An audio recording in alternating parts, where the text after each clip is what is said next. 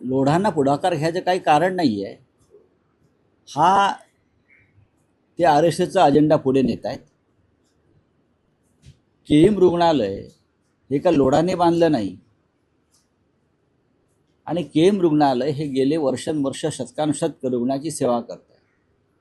नक्कीच ते राजा किंग एडवर्डच्या नावाखाली ते आहे.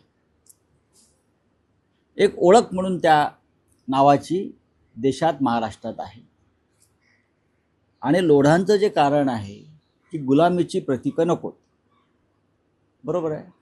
मग सगळ्यात आधी त्याने, मी काल म्हटल्याप्रमाणे, त्यांच्या ज्या वसाहती त्यांनी बांधलेल्या आहेत, हाऊसिंग कॉम्प्लेक्स, टॉवर्स, ती सगळी नावं इंग्रजी आहेत. त्यांच्या एका उंच टॉवरला प्रेसिडेंट ट्रम्पचं नाव आहे. सगळ्यात आधी त्यांनी प्रेसिडेंट ट्रम्पचं नाव आपल्या टॉवरवरून काढलं पाहिजे, आणि त्या टॉवरला छत्रपती शिवाजी महाराजांचं नाव दिलं पाहिजे. त्यांचे इतर काही टॉवर्स आहेत, त्याची नावं अशीच काहीतरी एडवर्ड वगैरे टाईप आहेत, इंग्रजी. मग त्यांची नावं एकलव्य, द्रोणाचार्य, कृपाचार्य, दुर्योधन टॉवर्स, महाभारतातली जी पात्र आहेत, Draupadi towers, Shakuni towers, Vidur towers,